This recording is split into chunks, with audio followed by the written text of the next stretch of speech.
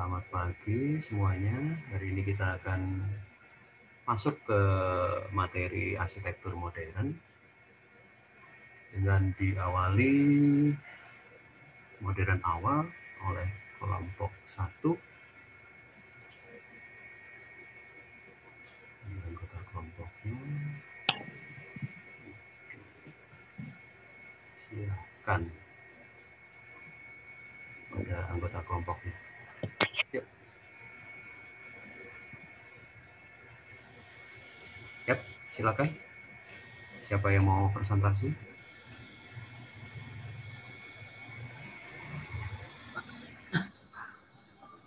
Kami dari kelompok 1. Assalamualaikum warahmatullahi wabarakatuh. Waalaikumsalam warahmatullahi wabarakatuh. Jadi kami akan menjelaskan tentang masa arsitektur waktu modern awal. Jadi dalam kurun tahun 1880 sampai 1890 terjadi revolusi industri kedua dalam bentuk rasionalisasi dan penggunaan mesin secara besar-besaran. Timbulnya sistem fabrikasi di mana sebagian besar unsur bangunan dibuat di pabrik, penggunaan mesin-mesin, teknologi baja tuang, dan sebagainya, memungkinkan pembangunan hanya dalam waktu yang relatif singkat. Terjadinya spesialisasi dan terpisahnya dua keahlian, arsitek dalam hal bentuk, ruang, dan fungsi, satu pihak, dan keahlian konstruksi dan struktur dalam hal perhitungan dan pelaksanaan bangunan lain pihak.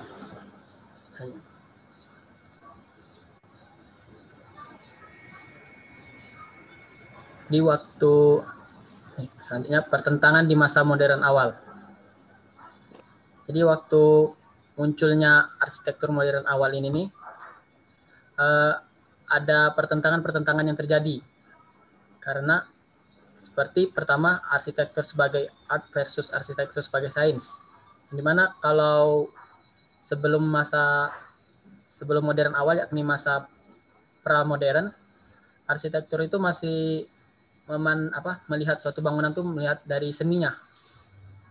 Nah, pada waktu masuk ke modern awal ini mulai memperhitungkan dari sisi sains seperti ilmu konstruksinya, teknik sipilnya, begitu. Dan yang kedua, arsitektur sebagai form dan arsitektur sebagai space. Ini sebagai contohnya nih, kayak menara Eiffel yang itu kan dia itu bentuk aja. Nah, kalau yang space ini nih sudah memperhitungkan ruang-ruang di dalam bangunannya. Terus arsitektur sebagai craft dan arsitektur sebagai assembly. Dan yang keempat, arsitektur sebagai karya manual dan versus arsitektur sebagai karya mesin. Jadi karena mulai masuknya masa modern awal tadi, banyak bagian-bagian dari sebuah bangunan di arsitektur itu yang dia itu tuh sistemnya tuh fabrikasi. Jadi dibuat terlebih dahulu bentuknya di dalam sebuah pabrik, lalu baru dibawa ke tempat pembangunannya.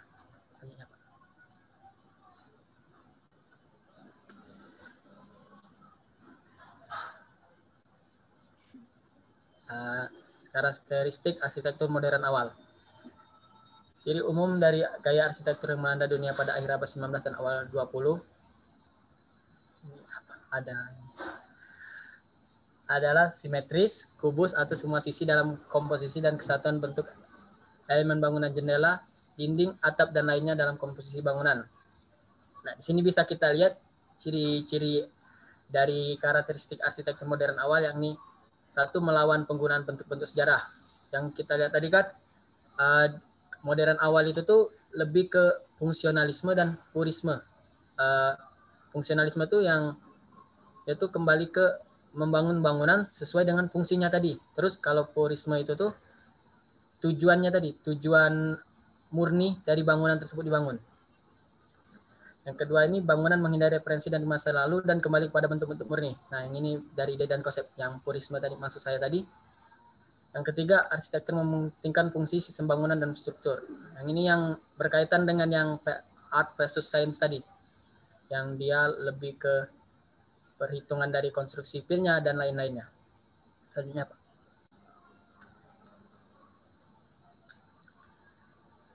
Ini contoh-contoh bangunan arsitektur pada zaman modern awal. Bisa kita lihat. Yang pertama ada post saving bank office yang di atas sekali ini. Ini adalah gedung pertama di Wina yang memakai aluminium dan beton bertulang dalam pembangunannya. Yang kedua ada Auditorium Building, gedung yang menjadi landmark kota Chicago yang menyatukan kegiatan komersial dan kesenian dalam satu atap. Jadi 2 kegiatan dalam satu atap begitu. Lalu ada Casa Batlló, ini konsep bangunan warna-warni seperti lukisan. Terakhir ada Casa Mila Apartemen, bentuk bangunan yang memberikan kesan seperti formasi tebing yang terkikis oleh angin dan air. Ya. Bisa saya potong sedikit. Ini karya siapa ya? Yang mana, Pak? Keempatnya.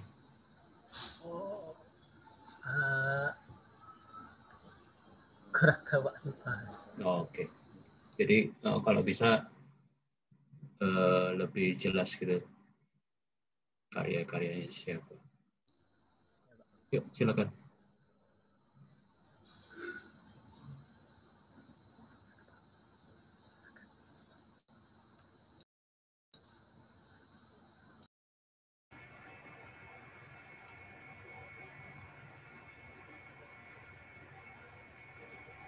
Oke, berikutnya ada teman-teman ada yang mau tanya?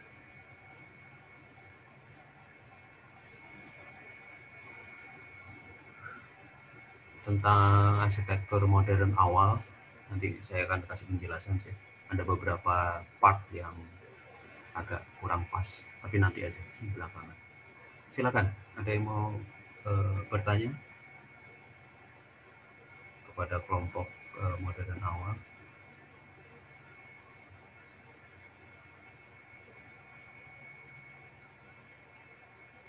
Oke, kalau nggak ada, kita lanjut aja ke modern puncak. Siapa yang mau menjelaskan di sini? Saya, Pak. Oke, silakan.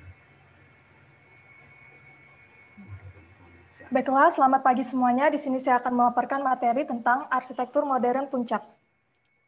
Sejak awal abad 20 sampai menjelang tahun 1970-an, kota-kota di seluruh dunia diwarnai oleh kehadiran bangunan-bangunan baru yang bernafaskan paham arsitektur modern.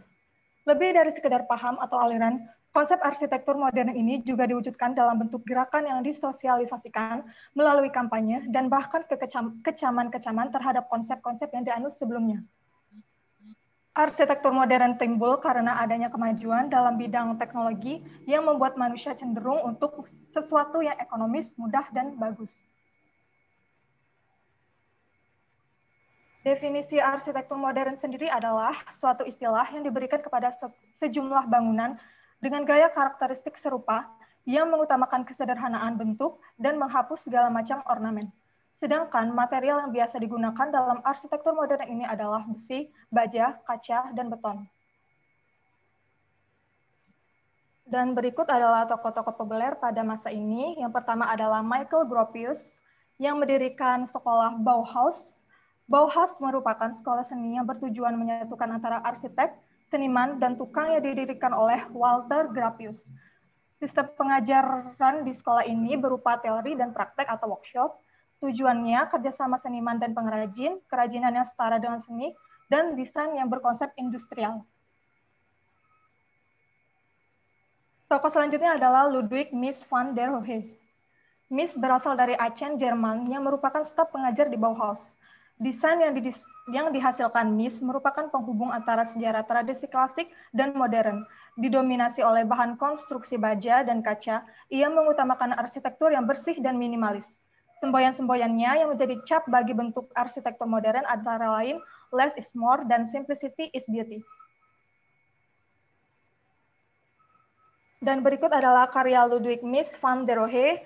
Yang pertama adalah SR Crown Hall di Amerika, yang kedua Perpustakaan Martin Luther di Washington, dan ketiga gedung pengacara Caroline Weiss di Amerika, yang keempat Barcelona Pavilion. Dan tokoh selanjutnya yaitu Charles Le Corbusier. Corbusier adalah seorang perencana perkotaan, pelukis, pemahat, penulis, dan perancang perabot. Ia lebih menyukai bangunan yang menggunakan material beton sebagai bahan konstruksinya. ia tidak menyukai segala bentuk hiasan atau ornamentasi pada bangunan, dan pernah mengatakan bahwa semua bangunan seharusnya berwarna putih. Dan berikut adalah karya dari Corbusier. Yang pertama Villa Savoye di Prancis, yang kedua adalah Maison Guild di Antwerp, Belgia, yang ketiga Museum Nasional Seni di Tokyo, dan yang terakhir Notre Dame du Haut di Prancis. Tokoh selanjutnya yaitu Frank Lloyd Wright, adalah bapak arsitektur modern. Menurut Wright, karya arsitektur merupakan bagian dari alam. Rumah tidak boleh dibangun di atas bukit alam atau di atas sesuatu, tetapi dibangun pada bukit, jadi bukit dan rumah berdampingan serasi dan mencerminkan keindahan yang alami. Wright tidak setuju dengan form follow function, bentuk mengikuti fungsi, tapi mengutamakan form and function are one, bentuk menyatu dengan fungsi.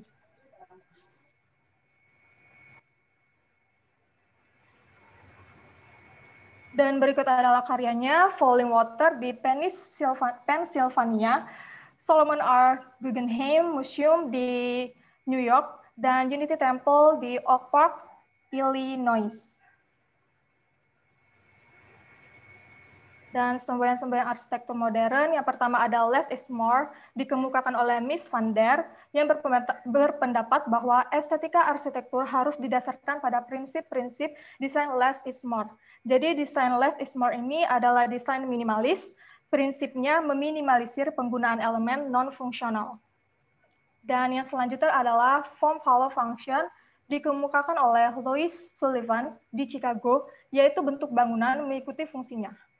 Yang ketiga ada Ornament is a Crime oleh Adolf Loos di tahun 1910. Bentuk yang dipergunakan adalah bentuk geometrik murni atau kartesian seperti kubus, silinder, limas, dan lain-lain tanpa tekstur dan detail yang bermakna.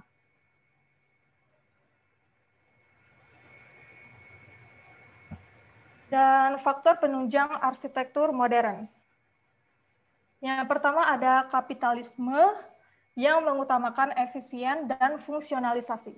Yang ketiga ada etika Protestan yang menerapkan nilai-nilai moral pada hal-hal yang non-normal moral, seperti nilai kejujuran dalam penggunaan bahan bangunan yang polos dan memperlihatkan struktur yang jelas. Yang ketiga ada hak asasi manusia, tidak membedakan kelas dan ras yang melewati batas-batas negara dan budaya. Dan yang keempat ada pengutamaan rasionalitas, yaitu akal, nalar, dan pikiran. Yang kelima ada ilmu dan teknologi, di mana menggunakan bahan-bahan baja, beton, dan kaca.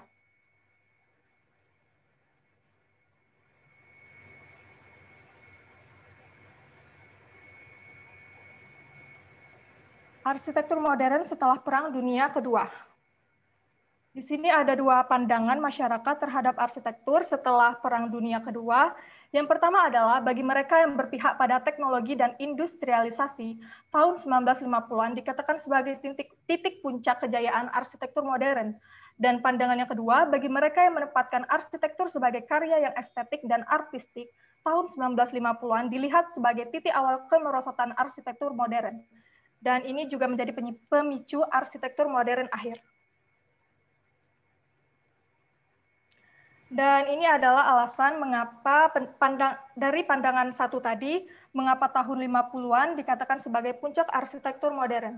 Yang pertama adalah filosofi dan prinsip arsitektur. Bangunan kotak dan geometri murni, Platonic solid menjadi ekspresi yang pas bagi arsitektur sebagai ilmu. Karena tahun 50-an, segenap filosofi dan prinsip arsitektur sebagai ilmu telah dapat diformulasikan dengan sempurna dari ide sampai dengan realisasinya. Bangunan kotak dan geometri murni, Platonic solid menjadi ekspresi yang pas bagi arsitektur sebagai ilmu. Karena dalam ilmu yang disebut bentuk, jikalau memenuhi aturan-aturan geometri, misalnya lingkaran, bujur sangkar, segitiga, dan bola, piramid, dan kubus. Yang kedua adalah ruang arsitektural. Ciri utama ruang adalah ada, tapi tidak dapat dilihat, yang diwakili oleh kaca lebar dan bidang-bidang polos. Yang ketiga adalah mass production. Dengan produksi massal bahan bangunan oleh pabrik, terjadi dua akibat. Yang pertama, kecepatan membangun. dalam waktu singkat dalam menghasilkan bangunan. Hal ini penting karena pada tahun 1945 Eropa sudah hancur akibat Perang Dunia Kedua. Yang kedua adalah bahan bangunan dapat menembus batas budaya dan geografis. Sehingga arsitektur menjadi internasional dan bangunan-bangunan di dunia menjadi seragam. Dengan kata lain, arsitektur menjadi sangat demokratis. Dan ini alasan dari pandangan yang kedua tadi, yang mengatakan tahun 50-an dikatakan sebagai kegagalan arsitektur modern. Yang pertama adalah arsitektur kehilangan identitas atau ciri individu. Nama biro-biro arsitektur lebih terkenal daripada arsiteknya. Yang kedua adalah strata sosial tetap ada. Tidak bisa dihilangkan adanya hierarki atau kelas-kelas. Walaupun arsitektur menjadi sangat demokratis dalam masyarakat, tidak bisa dihilangkan adanya hierarki atau kelas-kelas. Maka, kata-kata demokratis itu sama saja bohong atau omong kosong. Yang ketiga adalah bahan bangunan mirip tapi beda kualitas. Dengan maraknya produksi massal, pabrik-pabrik dapat menghasilkan bahan-bahan bangunan yang sejenis atau mirip, tapi dengan kualitas yang berbeda. Yang keempat, kehilangan privacy. Dengan hilangnya batas dunia, mengakibatkan hilangnya privacy. Contohnya diterapkan open plan dan yang berarti anti-privacy. Yang kelima, desain menjadi polos, simple, bidang-bidang kaca lebar. Ciri ini juga disebut nihilism, yang berarti tidak ada apa-apanya kecuali geometri dan bahan. Dengan demikian, siapapun bisa menjadi arsitek. Yang terakhir adalah tidak ada konteks lingkungan. Keseragaman bentuk yang geometri menyebabkan pemandangan yang disharmoni tidak menyatu dengan lingkungannya. Terutama di Eropa, di mana bentukan-bentukan yang geometrik dianggap merusak dan memperburuk wajah lingkungan yang masih kental dengan wajah-wajah neoklasik atau pramodern.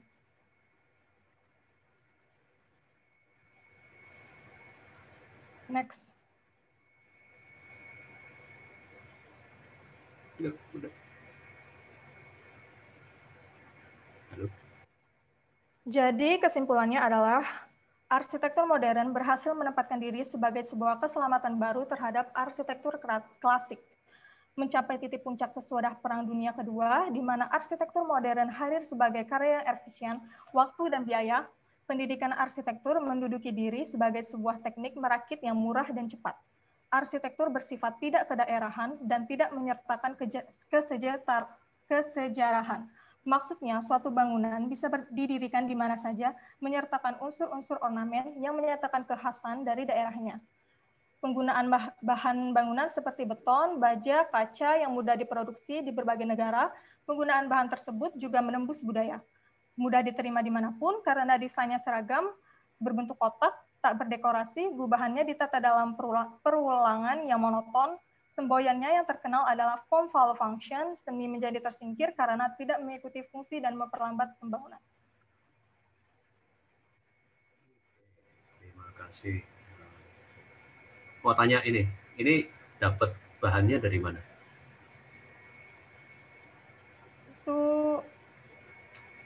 Apa? Jujur. buat, Pak. Hah? Enggak, materi-materi ini itu dapat dari mana? Web atau apa gitu? Dari apa materi yang Bapak kirim di awal pertemuan. Saya pernah ngirim ini. Dalam link. Saya pernah ngirim kayak ini. Iya. Oh, oke. Karena kan kok ingat-ingat lupa gitu. Saya pernah ngirim apa belum? Oke, nggak masalah. Karena materi ini sebenarnya ada beberapa titik yang perlu diperbaiki, tapi untuk sebagai awalan, nah masalah kan kok kata-katanya pernah saya kenal, saya sendiri yang nulisnya. Oke, selanjutnya kelompok 3. Kita habiskan dulu, nanti baru kita diskusi.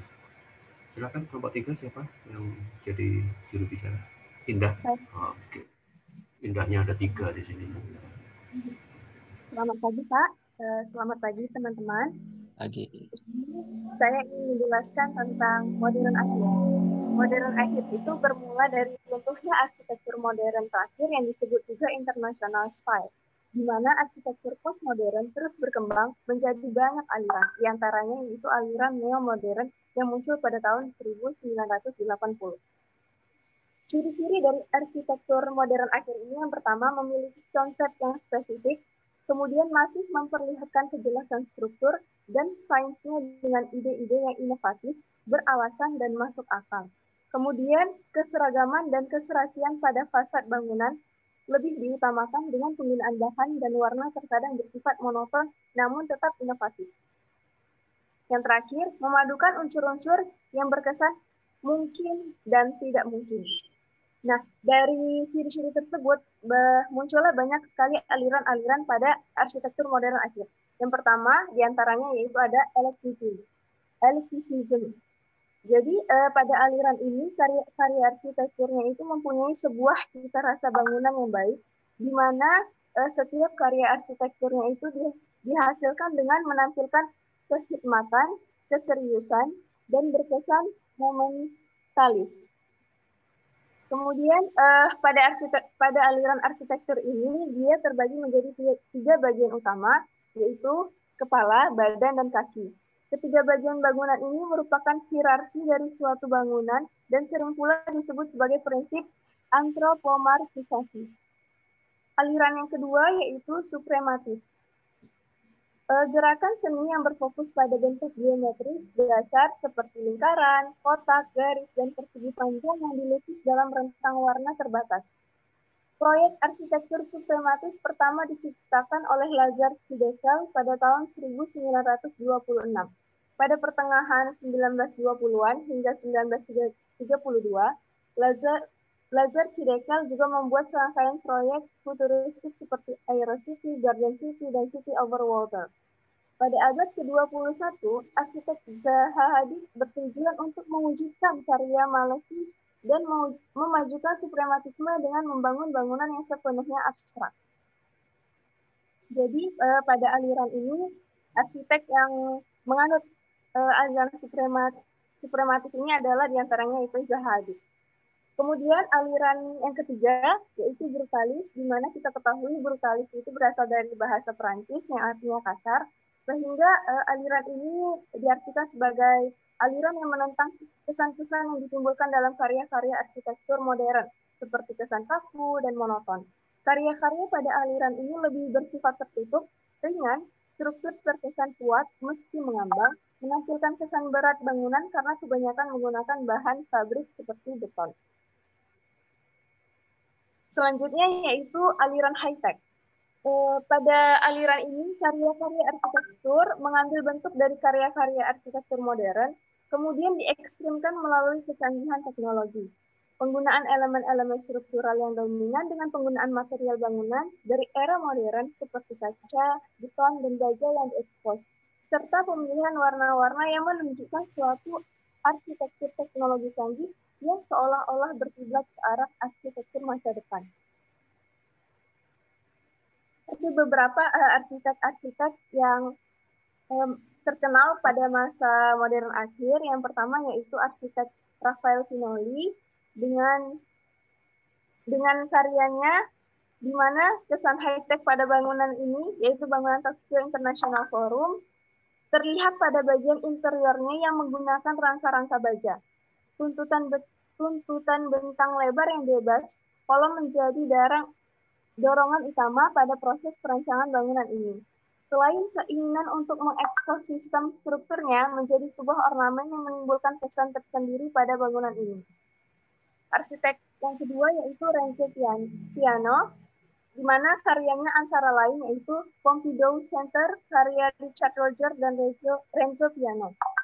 Nah, jadi pada bangunan ini terlihat bahwasannya dia mengekspos warna-warna yang menjadi kiblat untuk di mana itu menjadi kesan futuristik. Kemudian ada arsitek Norman Foster dengan karyanya berupa London City Hall dan juga Gherkin Building. Lalu pada akhirnya masa arsitektur modern akhir ini berakhir dikarenakan dianggap kelemahan dari arsitektur ini yaitu tidak tidak bisa mendukung sisi manusia. Sedangkan arsitektur modern itu dianggap tidak menyentuh manusia, yang mana manusia sebenarnya adalah pengguna dari arsitektur tersebut. Oke, cukup? Oke, terima kasih. Terpaksa saya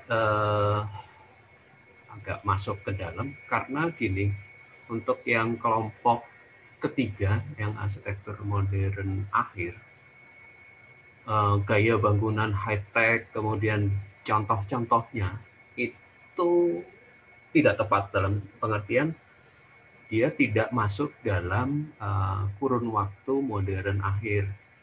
Ini rata-rata, apalagi yang ini Pompidou Center, itu justru pintu gerbang menuju high-tech yang masuk dalam kurun waktu postmodern. Jadi Pompidou Center ini juga menarik, nanti minggu depan akan saya bahas lebih mendalam. Kemudian Norman Foster juga, dia bahkan lebih baru, terkini banget, mendekati tahun 1990-an kalau nggak salah yang ini. Dan yang ini, yang terong besar di London juga lanjutannya di situ. Jadi ada beberapa titik. Ini saya nggak tahu yang ini tahun berapa ya. Tokyo International Forum ini tahun berapa didirikan. Menengarainya itu mudahnya adalah melihat tahunnya, kapan tahunnya mulai dirancang dan kapan mulai dikonstruksi dan selesai kapan. Itu menjadi titik pijak ketika menentukan, titik pijak awal lah, kita menentukan dia lebih masuk ke gaya bangunan yang seperti apa atau ke masa yang seperti apa. Itu yang justru yang saya apresiasi luar biasa adalah yang ini, Supermatism ini. Ini jujur baru pertama kali ini saya dengar Lazar Fidelkel ini, dengar namanya, dan memang Supermatism ini berkembang cukup banyak di Eropa Timur dan di Rusia, dan memang dia futuristik. Dan ini yang kemudian menginspirasi si Zaha Hadid, memang benar. Jadi ini udah tepat. Jadi asalnya titiknya ada modern akhir, Supermatism ini, kemudian dikembangkan lebih lanjut oleh Zaha Hadid. Sedangkan Zaha Hadid sendiri adalah arsitek di golongan, ada beberapa tokoh sejarawan yang menggolongkan Zaha Hadid sebagai arsitek dekonstruksi nanti di bagian akhir bersama Frank O'Gary dan beberapa teman. Ada beberapa nama besar di itu. Kemudian eklektik, saya kurang, kayaknya enggak. Eklektik di modern awal justru kayaknya. Nanti kita coba, saya akan bahas lebih lanjut. Jadi yang bisa masuk di modern akhir, memang modern akhir itu tipis banget jangka waktunya. Dia selesai Perang Dunia Kedua dan berhenti, atau bukan berhenti, perkembangannya kemudian didahului, perkembangannya diakhiri dengan munculnya arsitektur postmodern yang sekitar tahun 70-an. Yang sehingga jangka waktunya cukup pendek, 50 sampai tahun 70, dan itu rentang waktu yang sangat pendek. Meskipun nanti perkembangan selanjutnya, terutama yang brutalisme ini seru banget. Mungkin minggu depan saya akan bahas lebih mendalam tentang brutalisme, khususnya dari Corbu. Ini akan membuka wawasan kalian bahwa seorang arsitek itu kadang dia melakukan perkembangan karyanya cukup menarik. Jadi Corbu itu kita kenal, tadi dibahas di Modern Puncak sebagai salah satu tokoh arsitektur modern Puncak yang memang tokoh luar biasa dari karyanya. Dan yang karya Notre Dame Duhan ini sudah masuk ke brutalisme, dan bukan lagi dia pakai platonic solid, sudah organik. Itu juga pengaruhnya cukup besar nanti di bagian Justru di karya-karya terakhir Corbu itu yang luar biasa menarik kita bahas, dan justru karya-karya terakhir itu yang tidak banyak diekspos dari Corbu. Oke, Corbusier dan ini modern puncak. Hanya di modern puncak sedikit catatan aja, gambarnya nggak tepat yang ini. Ini gambar di masa dekonstruksi. Jadi usahakan kalau membuat paparan atau membuat tulisan itu apa ya, gambar-gambarnya juga disesuaikan. Ini juga ini sekitar tahun 2000-an ini. Kalau lihat style dan lihat materialnya itu 2000 ke atas. Jadi tolong kadang kalau disesuaikan juga. Oke, 3 kelompok sudah paparan. Mungkin ada yang mau ditanyakan dari sini sebelum saya akan masuk ke bagian saya nanti sedikit penjelasan. Silakan kalau ada yang mau ditanyakan dari materi ini dulu.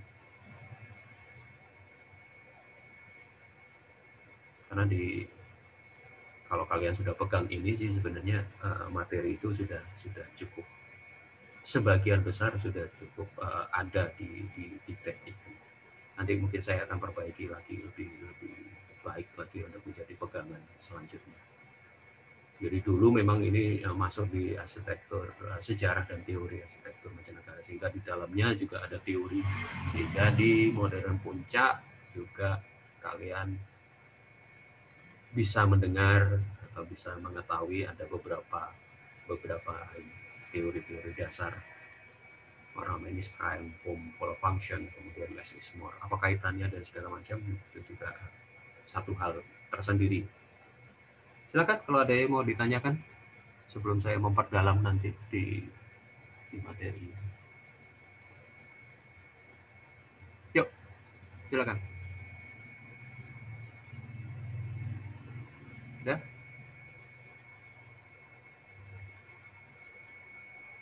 Kalau ada, oke, saya akan coba paparkan sedikit di masa arsitektur modern mula yang tadi di kelompok pertama sudah sedikit memunculkan si tokoh atau karya Antoni Gaudi dengan Casa itu rumah sebenarnya, rumah atau kastil. Oke. Ini sedikit tentang Antoni Gaudi, lahir tahun 1852, kemudian silakan kalian masuk kalau mau belajar lebih lanjut tentang sejarah arsitektur atau bahkan seni secara umum di web ini, di artstory.org. Itu cukup lengkap dan menarik pembahasannya. Jadi kita tahu kapan lahirnya dan kapan mulai dia bekerja dan kapan meninggalnya. Antoni Gaudi ini menarik, arsitek yang Barcelona banget. Jadi kalau yang ikut Liga Spanyol itu kan ada yang Katalan dan musuhnya Real Madrid biasanya. Dan itu memang ini seorang Katalan yang luar biasa, bahkan sependek pengetahuan saya, dia itu tidak pernah keluar dari Barcelona kalau nggak salah. Jadi dia belajar di situ dan membangun di situ, dan seorang yang sangat religius. Ini sedikit tadi menjelaskan ada beberapa contoh karyanya. Yang karyanya yang luar biasa adalah Sagrada Familia, yang proses pembangunannya sampai detik ini masih berjalan. Jadi ini sebuah konstruksi bangunan yang luar biasa besarnya dan luar biasa memakan waktunya, dari sejak si Antoni Gaudi masih hidup sampai detik ini itu masih berlanjut. Jadi the most including the main work, the Church of Sagrada Familia. Jadi memang ini pekerjaan, dan yang menarik juga dia meninggal tertabrak juga di depan gereja ini, Bang. Jadi meninggalnya juga enggak. Ini Antoni Gaudi seorang arsitek yang mengembangkan kemampuan seninya luar biasa. Jadi basisnya adalah arsitektur gotik ya. Jadi kesenian gotik yang kemudian dikembangkan secara struktural. Jadi dia kemampuan strukturnya luar biasa, kemampuan seninya juga cukup tinggi sehingga dia mengembangkan hal-hal itu. Dan karena pada masa itu belum ada computerized yang untuk menghitung atau membuat animasi secara struktural, dia kemudian membuat ini mock up atau model dari struktur yang dia gunakan di beberapa karyanya. Ini bandul-bandul ini itu untuk menggambarkan strukturnya. Jadi struktur bangunan dia gunakan dengan bandul-bandul ini, bebannya ke arah mana dan segala macam. Dan ini struktur ya model yang dia gunakan untuk diterapkan di Sagrada Familia. Dan struktur ini kemudian diputar, dirotate. Jadi ini sebagai basisnya, sebagai yang bagian atas sebagai landasannya, dan ini puncaknya. Jadi dia diputar balik untuk mendapatkan pembebanannya ke arah mana dan segala macam. Jadi itu yang luar biasa dari si Gaudi ini. Dia logika strukturnya benar-benar dia dimodelkan dulu, dibangun dulu dengan tali-tali seperti ini, kemudian dia buat mock-up-nya, modelnya pakai maket dan segala macam, lalu baru dibangun. Sehingga model atau strukturnya memang unik sekali. Dasar basisnya struktur ini adalah struktur yang terjadi di masa sebelumnya. Jadi dia mengembangkan arsitektur gotiknya. Kemudian yang titik selanjutnya adalah dia juga belajar di the natural form-nya, bentuk-bentuk natural. Jadi Gaudi belajar dari masa lalu, tapi bukan untuk di-copy. Look ahead toward the future. Melihat segala sesuatu secara intuitif dan memunculkan bentukan baru, new art and architecture. Kemudian Gaudi juga melakukan secara analitik dan pragmatic sense. Dari ada dua faktor yang dia perhatikan, itu secara natural, secara alam itu bagaimana, karena masa kecilnya yang sangat dekat dengan alam. Kemudian bagaimana juga dia melihat material-material baru, jadi ada koper, kemudian beberapa material baru yang coba dia tempatkan. Foto-foto ini adalah menunjukkan beberapa detail yang inspirasi. Jadi ada kadal, ada tokek dan segala macam yang kemudian dia tempelkan dengan pecahan-pecahan keramik. Itu belajar dari masa-masa sebelumnya. Atau dia melihat batang pohon ini yang kemudian ditempatkan menjadi struktur bangunan, dan dia pengembangan selanjutnya di bagian ini. Jadi dasarnya adalah alam, pohon, kemudian dia coba kembangkan dengan logika struktural.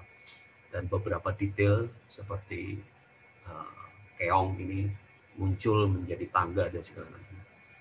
Atau tulang di bagian dada kita, dada manusia, itu juga menjadi inspirasi dari struktur yang dikembangkan oleh Gaudi. Jadi Gaudi seorang tokoh arsitektur modern mula yang merombak cara berpikir ornamen di masa lalu, di gotik, di Renaissance dan segala macam di sebelumnya, untuk dikembangkan menjadi sebuah bentuk baru dengan pendekatan seninya yang lebih kuat. Basisnya atau dasar berpikirnya adalah dasar berpikir alam. Dari alam dia coba pelajari lebih lanjut dan dikembangkan lebih lanjut ke dalam bentuk-bentukan baru.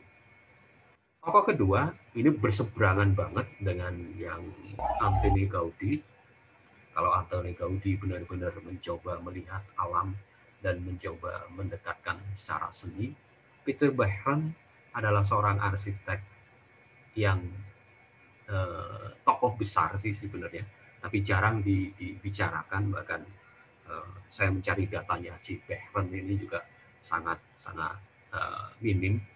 Ada beberapa tesis disertasi juga sangat jarang diungkap. Tapi menarik, jadi Peter Behren adalah seorang arsitek Jerman yang kemudian masuk ke dalam dunia industri. Dia bekerja di AEG untuk sebagai desainer produk awalnya.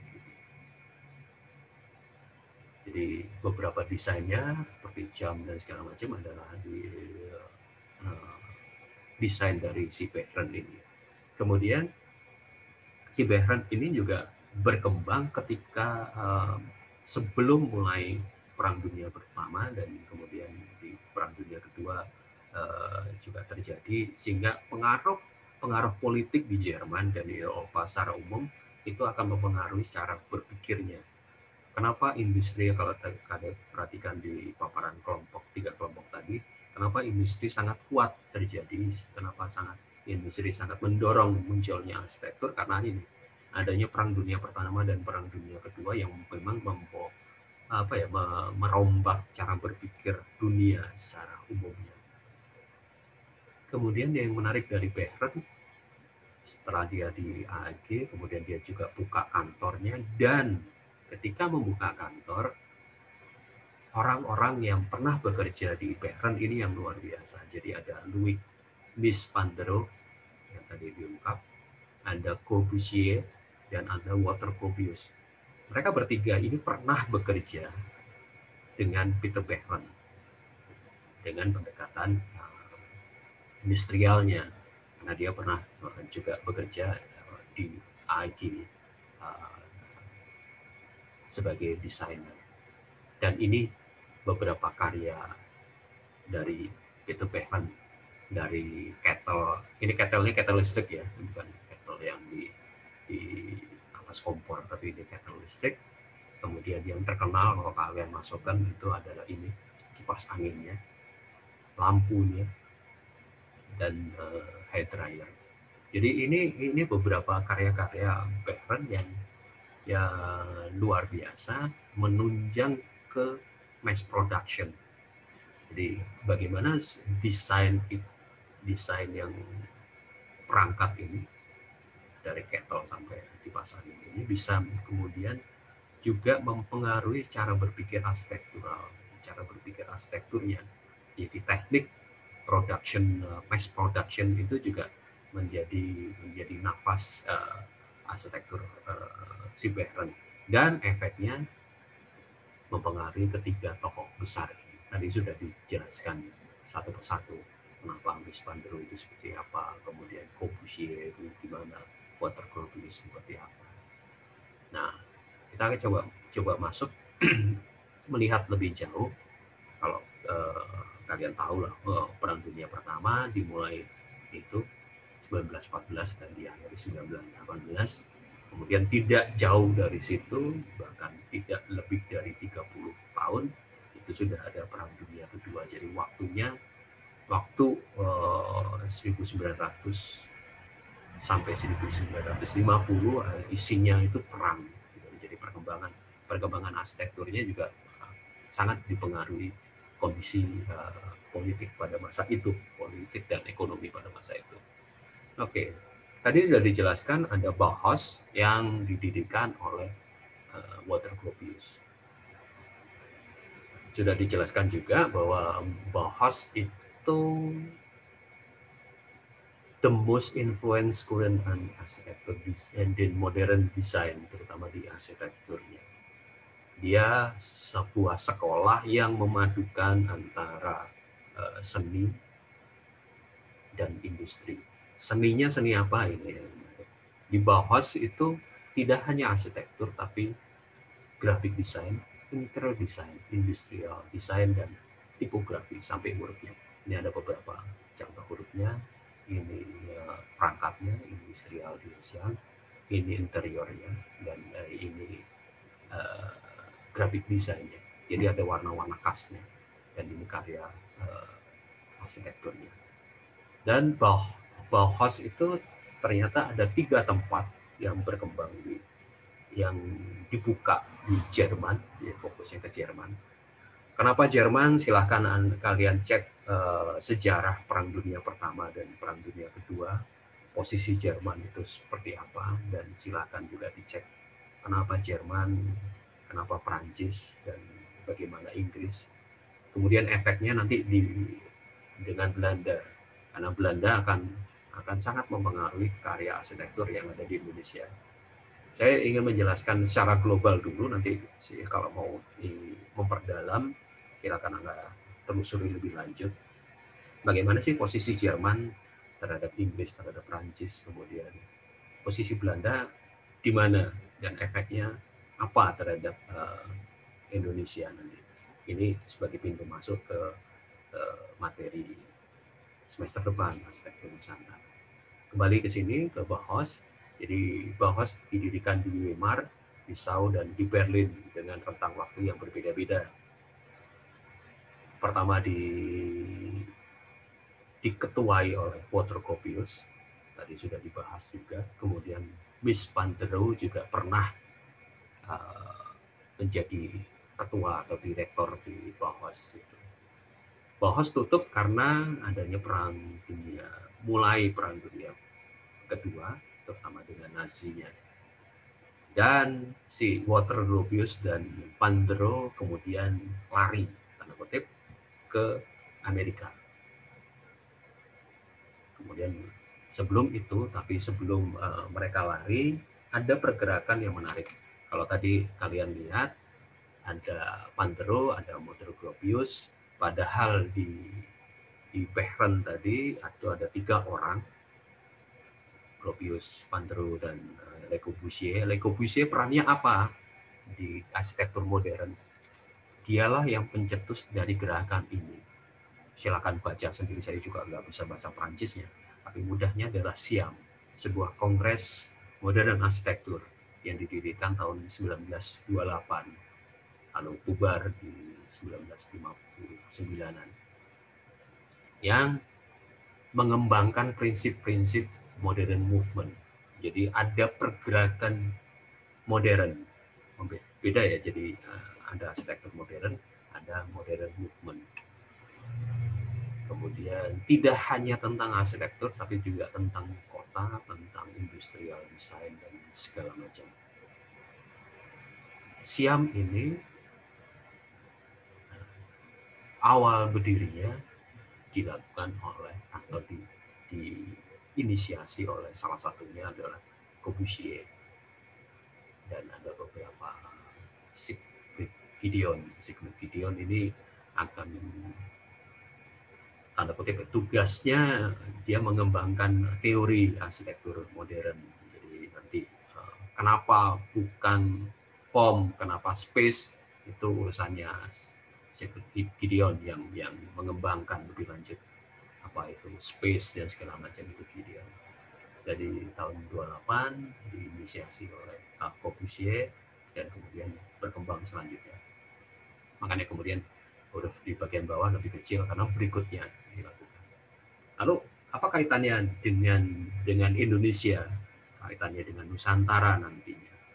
Pada masa-masa selanjutnya ada namanya ini, Hendrik Berlage. Hendrik Berlage adalah seorang arsitek modern, tokoh arsitek modern dari Belanda.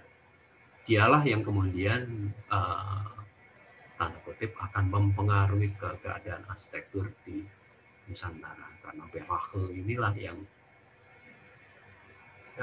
menjadi kritikus keras yang cukup besar yang berpengaruh terhadap perkembangan arsitektur di Hindia Belanda di Indonesia, atau di Indonesia pada saat ini. Jadi tokoh-tokoh berikutnya ada Schumacher, ada Karsten, ada McLempon, dan segala macam, itu sangat dekat dengan Berlage ini. Dan Berlage juga bikin sekolah di Belanda yang akan mempengaruhi. Jadi kita bisa melihat bahwa pengaruh arsitektur modern itu sangat tidak hanya sekedar arsitekturnya saja yang seperti yang disampaikan 3 kelompok tadi, tapi juga ternyata ada pergerakan besar, efek dari Perang Dunia dan efek dari perkembangan perekonomian, sosial budaya, bahkan perkembangan dari industri tadi. Jadi tidak hanya sekedar arsitektur, tapi pergerakan secara keseluruhan. Ini pertemuan Siam dari tahun 28. Sebenarnya tahun 28 itu untuk mempersiapkan Siam tahun 29. Dan yang menarik dari Siam ini, setiap pertemuan itu menghasilkan satu buku hasil, katakanlah hasil rapat, hasil pertemuan, hasil diskusi. Dan buku-buku ini yang menjadi pegangan, katakanlah ini Atlas of the Functional City, yang merupakan hasil dari pertemuan Siam keempat, Functional City, di Athena. Ini meskipun judulnya di Athena, tapi dilakukan di atas kapal. Jadi karena ada kesulitan dan segala macam, mereka berdiskusi di atas kapal yang berlayar sekitar kurang lebih seminggu atau 10 hari. Kemudian muncullah The Functional City. Dan di Functional City lah kemudian ada gambar ini. Pemetaan kota-kota kolonial. Pemetaan kota-kota di Eropa plus ada beberapa kota kolonial. Salah satunya adalah Bandung. Jadi Functional City juga mencakup atau membahas kota Bandung sebagai salah satu kota kolonial, kota yang dikembangkan secara modern oleh orang Eropa. Terus kemudian ada satu lagi jajahan Prancis, saya lupa pastinya di posisi kota mana. Kemudian ada satu lagi jajahan Inggris kalau nggak salah. Jadi ini terlihat sekali bagaimana Siam ini merupakan sebuah gerakan besar, sebuah gerakan bersama arsitek-arsitek Eropa untuk mengembangkan atau menyebarluaskan paham modern movement, gerakan modern di seluruh dunia. Seperti tadi sudah diungkap bahwa karena Nazi mulai menguasai Jerman dan mulai menutup, efeknya adalah menutup Bauhaus, yang berikutnya adalah Mies van der Rohe harus hengkang dari Jerman dan lari ke Amerika. Dan di Amerika dia membuka atau ditawarkan sebuah sekolah, yaitu Institute of Technology, yang awalnya School of Architecture at Chicago Moore Institute. Awalnya namanya itu, kemudian menjadi Illinois Institute of Technology, dan ini karyanya tadi juga dijabarkan juga oleh kelompok. Terus gaya atau cara arsitektur modern Mies van der Rohe menjadi berkembang pesat di Amerika. Ini studionya, jadi studionya terlihat sekali sangat modern. Tadi seperti dijabarkan juga open plan dan segala macam, inilah bentuknya terbuka seperti ini studionya. Itu jadi dari Bauhaus masuknya pendidikan, pindah ke Amerika juga masuknya ke pendidikan, mencetak arsitek-arsitek modern. Lalu si Gropius ngapain? Gropius juga lari dari Jerman, dari Bauhaus, kemudian ditawari di Harvard School of Design. Ini beberapa karyanya. Dia juga mengembangkan ilmu atau mengembangkan paham arsitektur modern ke Amerika dan makin kuat lagi.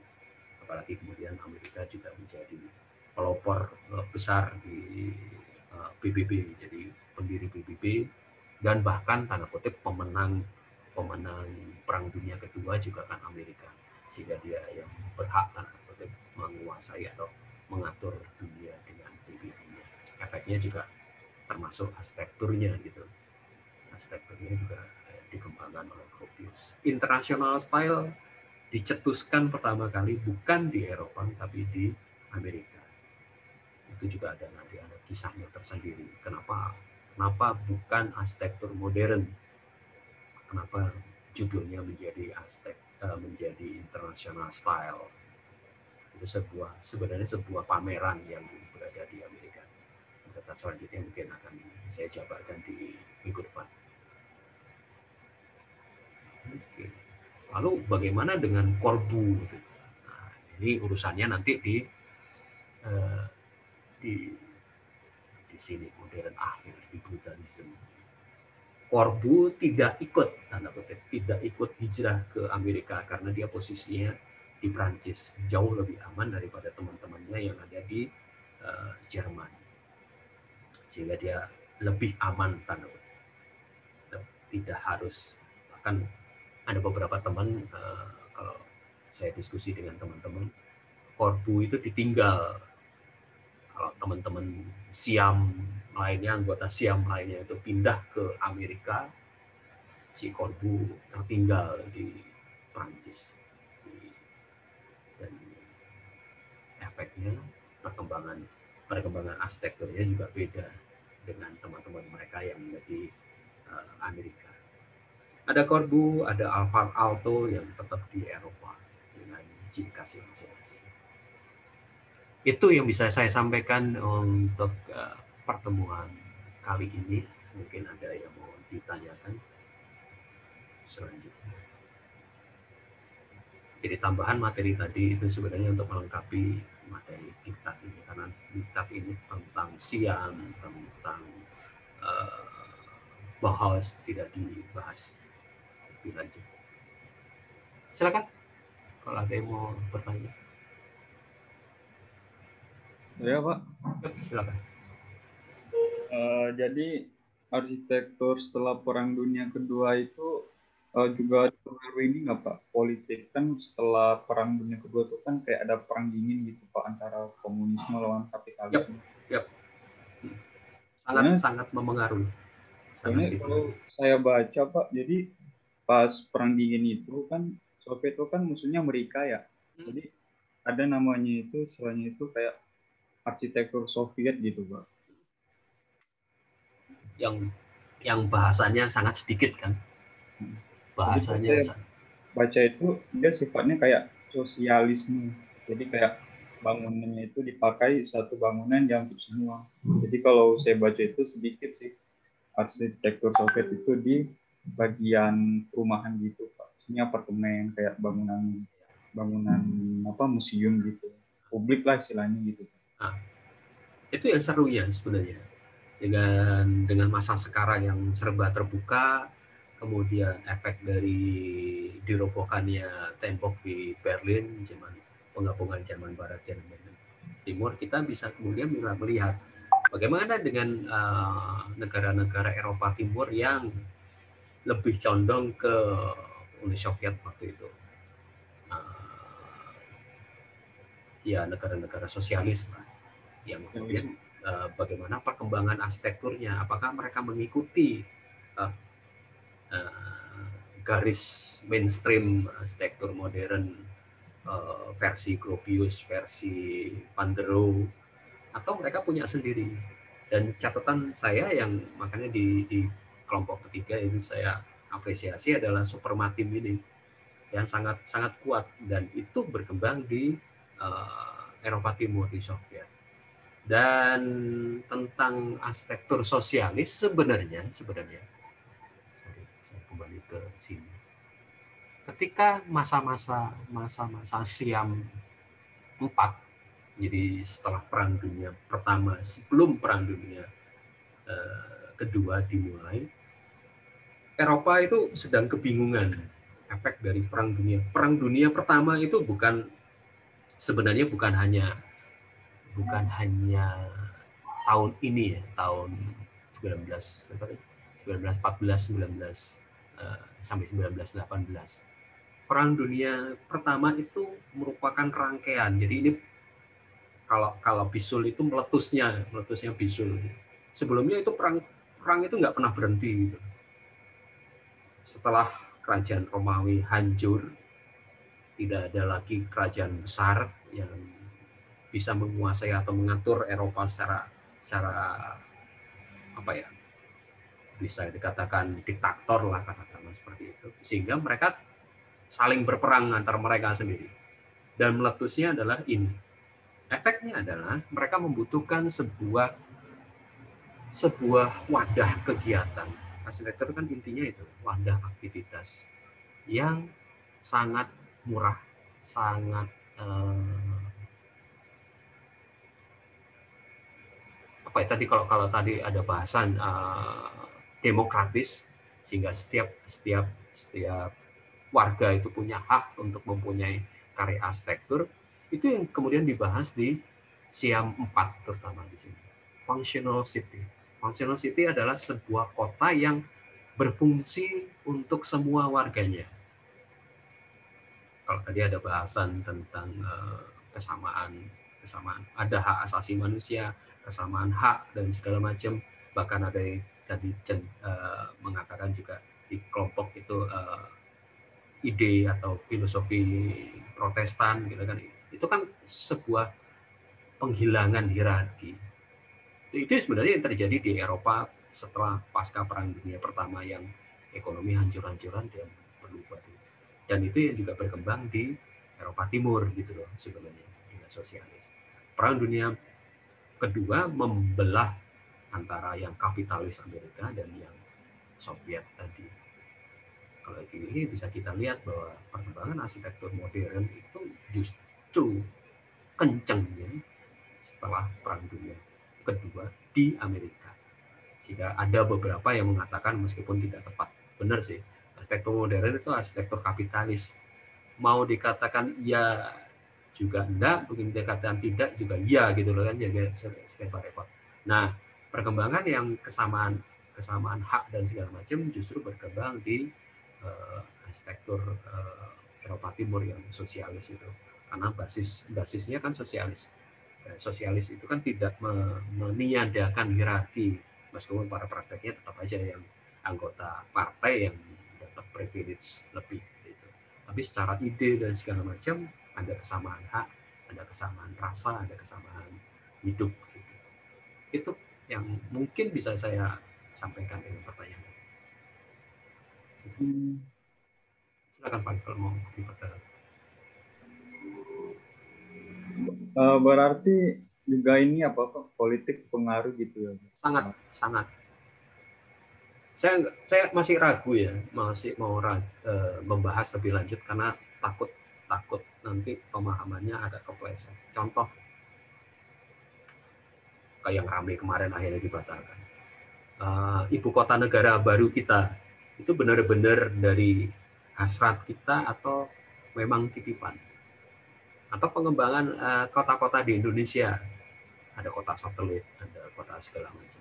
Apakah itu memang kebutuhan sehingga perlu kita kembangkan, atau itu grand dalam pengertian hibah, dalam pengertian ada investor yang ingin masuk? Bicara Indonesia itu agak ribet di situ. Dan ini masalahnya saya masih menghitung apakah memang bisa saya sampaikan, karena ada beberapa hal-hal sensitif. Nanti ujung-ujungnya saya yang kena juga.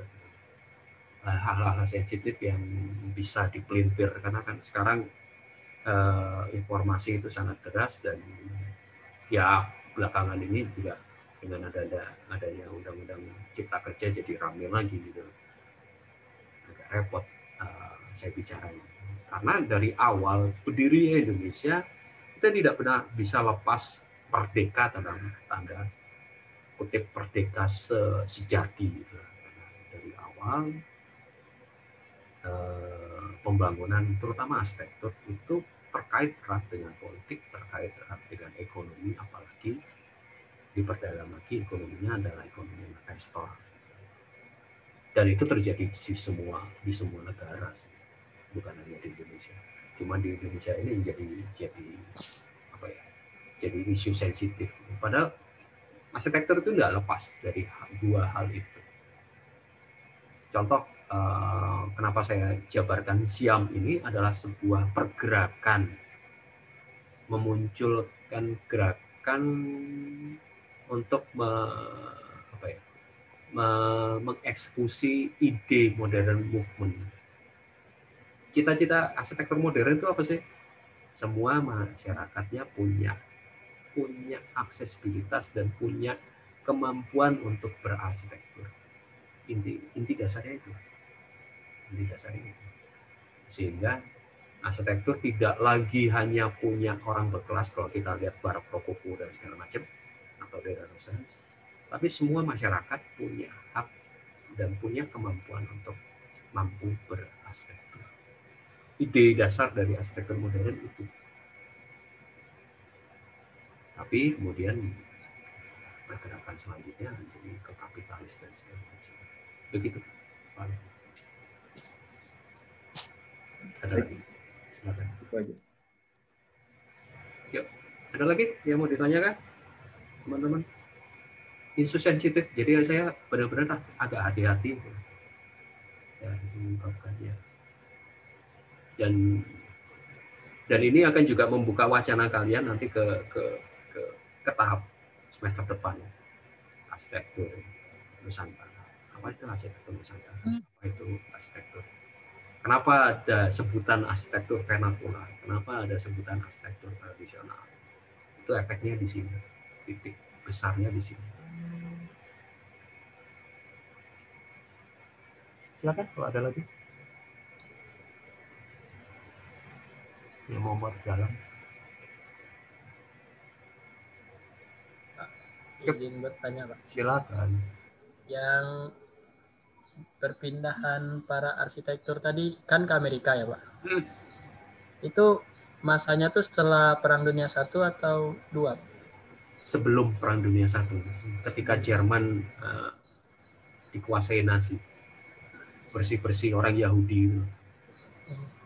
Jadi kalau mau dicek siapa Van der Rohe, siapa Walter Gropius, silakan dicek. Bau Yahudinya ada enggak? Ketika bau Yahudinya ada, mereka lari pasti.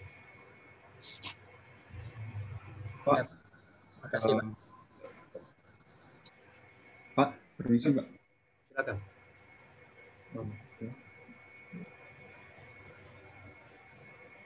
Halo? Yuk, lanjut. Ya, Pak. Pak? Ya, halo. Ralat, Pak. Jadi ada miskonsepsi ya antara Perang Dunia I sama kedua. Jadi ada yang bilang kan kalau Perang Dunia I itu kan, jadi sebenarnya itu istilahnya itu beda zaman, Pak. Jadi pas Perang Dunia ke-1, pas tahun 14 sampai 1918, itu Eropa itu masih kekaisaran. Jadi Nazi belum ada. Nazi itu itu tahun 1933. 30, benar. Jadi 14 itu masih kekaisaran, masih kaisar, Austria Hungaria masih kaisar. Terus pas 1918 itu Perang Dunia I berakhir, jadi kekaisaran itu banyak yang kolaps, kayak runtuh kayak Jerman, kayak Nah, gara-gara Perang Dunia I itu, jadi Jerman itu dipermalukan, jadi bangkitlah apa yang dinamakan finalis sosialis partai yaitu Nazi. Jadi pas 33 bangkit ya, dan pas itu mulai pembersihan Yahudi, mulai kebijakan nasionalisme sampai Perang Dunia Kedua dimulai pada tahun 1939 sampai 1945. Jadi hanya memperbaiki miskonsepsi aja, Pak. Jadi Perang Dunia I sama Kedua itu bukan nggak semuanya Nazi, hanya Perang Dunia Kedua aja. Ya, memang. Jadi tadi kan pertanyaannya kapan mereka perginya. Kan ada Jerman kemudian berubah menjadi republik kan, kemudian dengan republik itu mereka buatlah Bauhaus sebagai sebuah sekolah yang kekuatan utamanya di industri.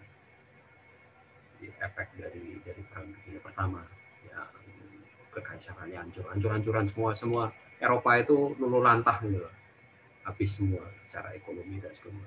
Jerman kemudian Karena sebagai pihak yang kalah waktu itu kalau nggak salah juga, tolong dibetulkan Pak.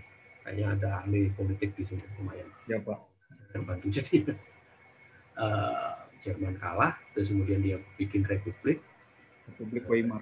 Ya, Weimar itu kemudian salah satunya adalah yang diutamakan adalah pendidikan, sehingga muncullah Bauhaus itu dengan kekuatan utamanya di industri, sehingga pendekatan Bauhaus adalah pendekatan industri. Kemudian ada muncul Nazi yang kemudian bersih-bersih benar tahun 30-an. 30-an efeknya Bauhaus ditutup, pergi mereka, para pendidik-pendidiknya pergi. Itu ada ceritanya di konflik di Jerman itu antara Republik Weimar dan Nazi juga. Seru juga. Itu pengaruhnya terhadap arsitektur kuat banget pada saat itu. Yang menarik juga 1930-an, apa yang terjadi dengan Indonesia itu seru lagi juga kalau mau disandingkan. Jadi membaca Indonesia tidak hanya dari satu sudut, hanya Indonesia atau Hindia Belanda tahun 30-an, tapi bagaimana dengan Belanda. Kenapa VOC ditutup? Apa kaitannya dengan kerajaan Belanda? Dan apa posisi kerajaan Belanda ketika setelah Perang Dunia Pertama? Terus apa kaitannya posisi ekonomi kerajaan Belanda dengan tanah paksa yang diterapkan di Indonesia? Ada undang-undang agraria dan segala macam, efeknya adalah tanah paksa. Wah, kalau itu bisa dirangkai, selalu pembacaan arsitekturnya jadi beda banget. Terus kenapa ini mumpung ada yang mancing ke arah politik ya. Saya agak ragu sebenarnya. Kenapa pindah di Amerika dan kemudian menjadi gerakan arsitektur modern? Kenapa justru di Amerika? Ada apa Amerika terhadap Perang Dunia Pertama dan Perang Dunia Kedua? Ada ceritanya. Paling udah ketawa-tawa karena dia udah tahu siapa di balik itu gitu loh. Siapa di balik Perang Dunia Pertama dan di balik Perang Dunia Kedua. Teori konspirasi jadinya. Saya nggak bahas ke sana gitu loh, tapi efek terhadap arsitekturnya aja. Ya kalau mau tahu tanya Valeh lah. Saya agak ragu-ragu karena untuk bicara karena beberapa memang cukup sensitif, tapi sebenarnya bukan sensitif kalau kita mau jujur, kalau kalian melihat fakta-faktanya, bukan hanya sekedar konspirasi saja, tapi fakta-faktanya dan secara arsitektural. Siapa United Nations, PBB itu siapa sih? Kami lagi. Pak, ada satu hal ironi Pak. Apa? Kan Bauhaus itu kan yang ngerancangnya kan orang komunis, orang sosialis. Kenapa mereka larinya ke Amerika? Harusnya kan ke Soviet, Pak. Ya bisanya lari ke Amerika kok, mereka ditawari kok. Kayak orang kepepet gini. Jadi ya udah. Nah, tahun 37 pindah ke Amerika. Karena sebelumnya ada orang Amerika yang datang tahun 20-an. Itu Mr. Gropius ya, dekan Harvard Graduate School of Design, datang di tahun 37. Kemudian mengundang Gropius untuk pindah ke Amerika tahun 38. Yuk, kalau cek tahun-tahunnya. Ini kan tahun-tahun sebelum Perang Dunia Kedua kan. Dan bagaimana perkembangan Nazi pada saat itu. Nah, ini kan militer Pak Wanyakan, Pak. Teori konspirasi kan jadi ruwet ya. Ya, rumit. Oke, yang lain. Ini bahas politik. Jadi karena jujur sampai sekarang, sampai detik ini, sejarawan tidak ada yang berani, bukan berani ya, tidak ada yang menyentuh arsitektur dan politik atau arsitektur dan ekonomi kapitalis. Kalau itu dibuka, seru, terutama Indonesia. Ribut-ribut identitas dan segala macam itu sebagai apa gitu. apalagi tahun 50-an. Yang lain silakan loh ya. Ini bukan diskusi antara saya dan Valito. Ini diskusi kelas. Silakan yang lain kalau mau interupsi. Karena ini akan seru banget.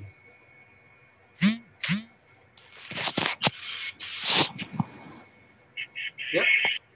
Ya.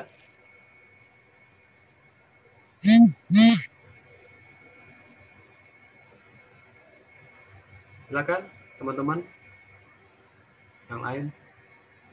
Nanti ini ada kaitannya juga dengan struktur. Kenapa materi industri posisinya terhadap evil dan segala macam. Kenapa evil? Kenapa dan segala macam. Itu nanti akan benar-benar merombak cara berpikir kita. Jadi ada yang mengatakan bahwa arsitektur itu menandai zaman. Benar. Menandai zaman. Posisi, katakanlah kalau kasus di Indonesia, Gelora Bung Karno itu melambangkan apa terhadap politik kita? Kenapa ada Gelora Bung Karno? Kenapa ada Hotel HI, Hotel Indonesia? Gelora Bung Karno itu ahli dana dan ahli strukturnya dari Soviet. HI itu arsiteknya orang Amerika. Posisi politik pada masa itu mempengaruhi karya arsitektur. Lalu kenapa Soekarno justru lebih mengutamakan arsitektur modern daripada arsitektur Indonesia sendiri? Karena kalau begitu ada apa? Maksud apa? Siapa di balik itu semua? Bahasannya jadi ke arah sana. Kita akan bisa melihat dengan clear. Dan juga nanti saya akan kembalikan lagi ke ini kalau dibahas nanti jadi mata kuliah arsitektur dan politik. Kita akan kembali lagi ke arsitekturnya seperti apa. Oke, pertanyaan? Benar? Tidak ada yang lain? Biasanya cukup lama. Si Afsal biasanya tanya. Novel segala macam. Yang lainnya juga. Indah, trio Indah. Di sini ada Indahnya ada 3. Trio Indah, Indah Dahlia, Indah Nurlia, dan Indah Ramadini. Adakah? Silakan. Karena di titik ini akan menjadi penting perkembangan arsitektur selanjutnya, menjadi penting kita bisa paham posisi. Kenapa ada rekonstruksi? Kenapa ada postmodern? Kemudian kenapa ada sustainable design di segala macam? Tadi di kelompok juga sudah bicara di kelompok 3. Ada garden city. Kenapa muncul garden city dan segala macam? Titiknya justru di modern awal ini. Di modern awal dan dipicu oleh arsitektur Renaissance. Arsitektur Renaissance seperti yang saya pernah sampaikan adalah merombak cara berpikir yang dulunya terfokus pada unsur religius dan spiritual plus penguasa. Arsitektur Renaissance pusatnya justru pada kemampuan berpikir seorang arsitek. Jadi kita bisa kenal beberapa tokoh arsitek.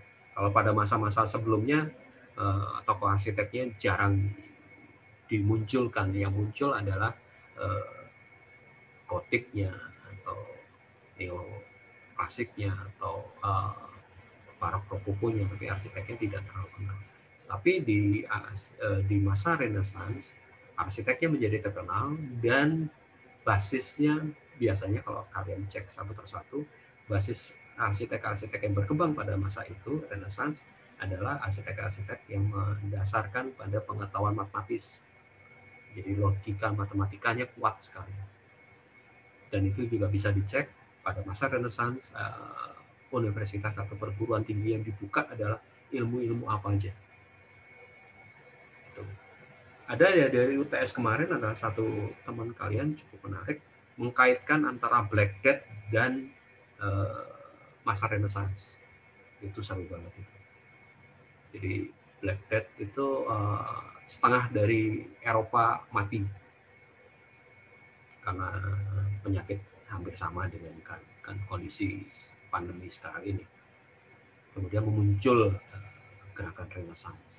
Jadi kondisi dirumahkan, kondisi melamun itu justru memicu pemikiran-pemikiran yang luar biasa. Renaissance merubah dari yang spiritual menjadi fokus ke alam logika atau rasional, kemampuan rasional manusia. Kemudian arsitektur modern dipicu dari revolusi industri yang ditemukan mesin uap dan segala macam, sehingga materialnya tidak lagi material lama, muncul material-material baru, terutama baja. Baja menjadi pokok material struktur yang sangat kuat, baja dan besi. Jadi baja untuk strukturnya dan besi bertulang yang kemudian melengkapi adonan beton yang ditemukan pada masa sebelumnya. Ketika masa Romawi sudah ada si adonan beton. Jadi kemudian dikembangkan di arsitektur modern ini. Dan kaca yang melengkapi atau mewujudkan itu tadi open plan. Jadi titik ini menjadi titik yang sangat krusial arsitektur modern, krusial untuk perkembangan arsitektur selanjutnya. Itu silakan kalau ada pertanyaan sebelum saya jelaskan minggu depan apa. Oke, kalau nggak ada, minggu depan bukan kelompok 4 yang menyampaikan, tapi saya akan memperdalam dari hasil diskusi saat sekarang, terutama ada 2 topik yang sangat seru yang perlu saya garis bawahi adalah brutalisme, terutama brutalismenya si Corbu. Kenapa Le Corbusier itu sangat penting? Itu akan melihat sisi lain. Kalau kita lihat international style dan segala macam, datanya sangat banyak dan mudah diakses. Kalian bisa melihat keterkaitan internasional style dan segala macam. Tapi kita perlu lihat juga perkembangan seorang arsitektur modern yang ternyata di masa-masa akhirnya dia berpikir ulang terhadap apa yang sudah disampaikan, apa yang sudah dikerjakan di masa-masa arsitektur puncak.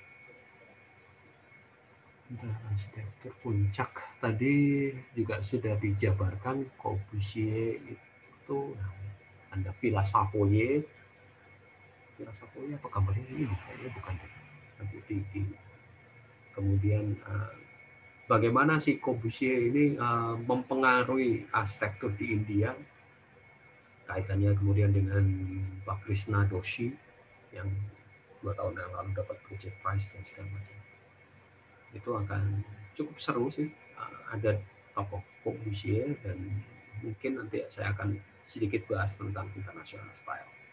Jadi minggu depan biar saya yang ngoceh dan materinya akan saya sharing sehari sebelumnya supaya bisa kalian baca. Untuk melengkapi diktat yang ini, karena diktat ini sangat, menurut saya sih, karena ini tahun 2012 ya. 2012 ini perlu beberapa titik yang penyempurnaan supaya kalian clear masuk ke dalam arsitektur postmodern. Dan kalau kalian lihat di schedule-nya, itu setiap minggu hanya 1 kelompok yang presentasi. Itu maksudnya supaya mulai kelompok 4, 5, 6 cukup dalam memahami masing-masing. Kayak Purna modern, kemudian Lit modern atau neo modern. Terus tolong diperdalam apa yang terjadi, bagaimana perkembangannya. Kalau bisa tokoh-tokoh arsiteknya juga dilengkapi sehingga bisa supaya tidak ada kekeliruan. High tech ini salah satu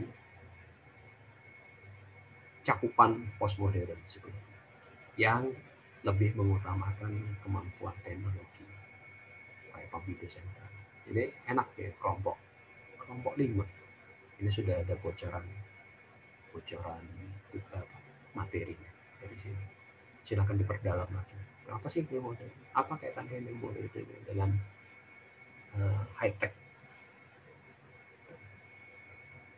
Oke, pertanyaan.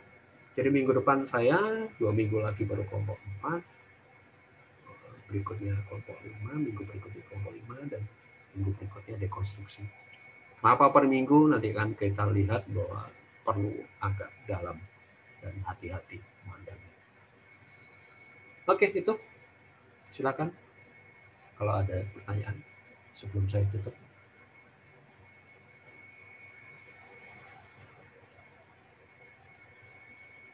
Cukupkah? Oke, kalau cukup, terima kasih. Sampai minggu depan. Terima kasih Hansen udah dibantu saya. Oke, Pak. Oke. Sampai minggu depan. Bye. Makasih, Pak.